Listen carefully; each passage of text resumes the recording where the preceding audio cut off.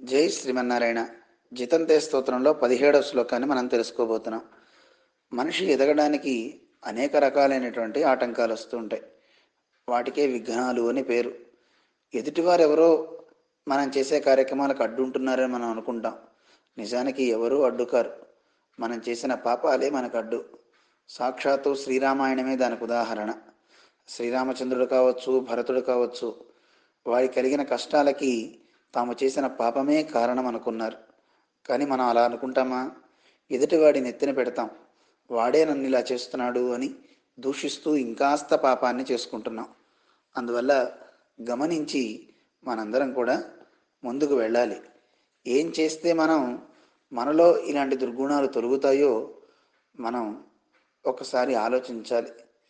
మహర్షులు ప్రార్థన చేస్తున్నారు భగవంతుణ్ణి. భగవంతుడా, నా విఘ్నాలకు కారణం ఎవరో కాదు, నాలోనే ఉన్నారు. అవే అహంకార మమకారాలు. వీటన్నిటినీ తొలగించు అని ప్రార్థన చేస్తున్నారు ఈ శ్లోకంలో. మనం కూడా ప్రార్థన చేద్దాం. అహంకారార్థ కామేషు ప్రీతిరద్యైవ నశ్యతు త్వాం ప్రపన్నస్య మే దేవ వర్ధతాం శ్రీమతి త్వయి. హే దేవ, ఓ స్వామి, నిన్ను నేను ఆశ్రయిస్తున్నాను.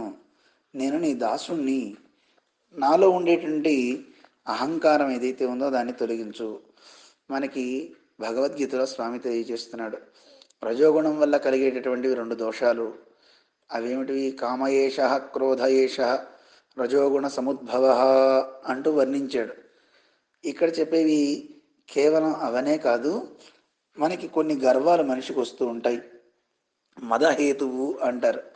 మనలో మదం కలగడానికి, గర్వం కలగడానికి కారణాలు ఏమిటి అంటే కులం, విత్తం, శృతం, రూపం, శౌర్యం, దానం, తపస్తథ ప్రాధాన్యేన మనుష్యాణం సప్తైతే మదహేతవ అంటుంది శాస్త్రం. నేను గొప్ప కులంలో పుట్టాను, నా దగ్గర బోళ్ళంత ధనం ఉంది.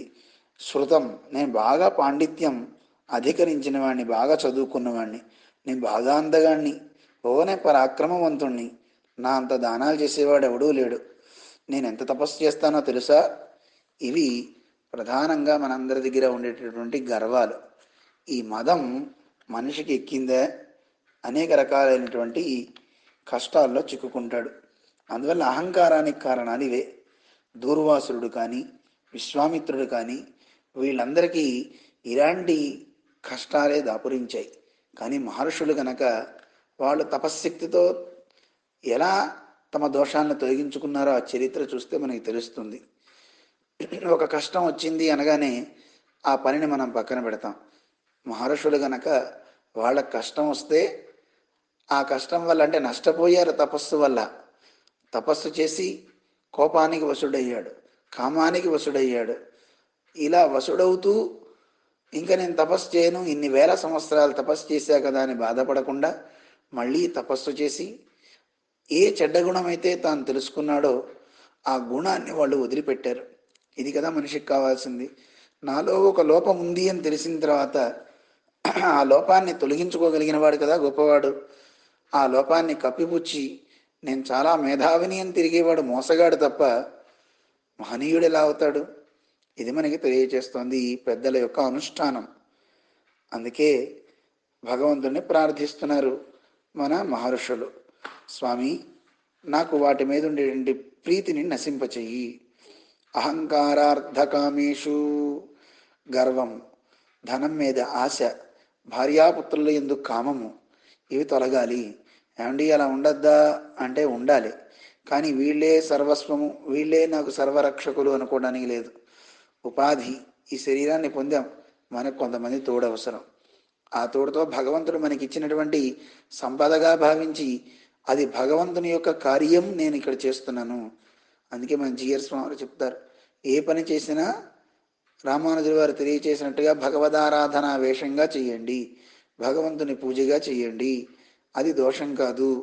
అలా చేసినట్లయితే అది మనకి శ్రేయస్సునిస్తుంది.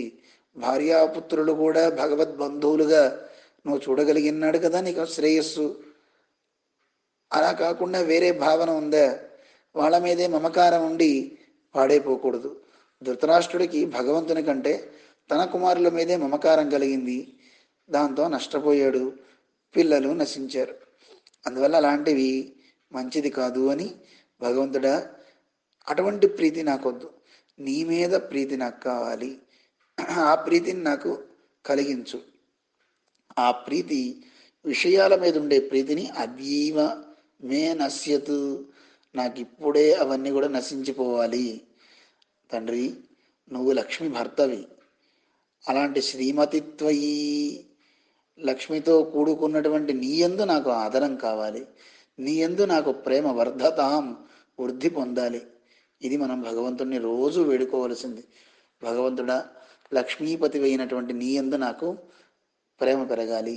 ఉత్త నారాయణుడి మీద కాదు, లక్ష్మీదేవితో కూడిన భగవంతుని యందు మనకి ప్రేమ కావాలట. అమ్మ లేకపోతే మనకి శ్రేయస్సులే ఉండదు. అమ్మవారు ఎవరు? పురుషకార భూతురాలు. మనందరి గురించి సిఫార్సు చేసి భగవంతునికి చెప్పి వీళ్ళందరినీ రక్షించండి అంటే మనని రక్షిస్తాడు. అలా రక్షణ కోసం అవసరమైతే తన ప్రాణాలైనా వదిలిపెడతానని రామావతారంలో చెప్పాడు. అప్యహం జీవితం జహ్యాం అంటూ. అలా అనిపిస్తుంది అమ్మవారు, వీళ్ళని రక్షించకపోతే నేను ఎందుకు జీవించడం అని. అలా చెప్పించే ఒక తల్లి పక్కన ఉండడం కదా మనకి అవసరం. అందువల్ల భగవంతునితో ఎప్పుడూ విడవకుండా ఉండే నిత్యానపాయిని అమ్మవారు. ఆ అమ్మవారితో కూడిన ఆ స్వామిని నేను ఎప్పుడూ సేవించాలి, ఆయన యందు నాకు ప్రీతి ఎక్కువ ఉండాలి. ఇది మనందరం కోరుకుందాం. ఆ శ్లోకాన్ని ఒకసారి అందరం అనుసంధానం చేద్దాం. 17వ శ్లోకం. అహంకారార్థ కామేషు ప్రీతిరద్యైవ నశ్యతు, త్వాం ప్రపన్నస్య మే దేవ వర్ధతాం శ్రీమతి త్వయి. జై శ్రీమన్నారాయణ.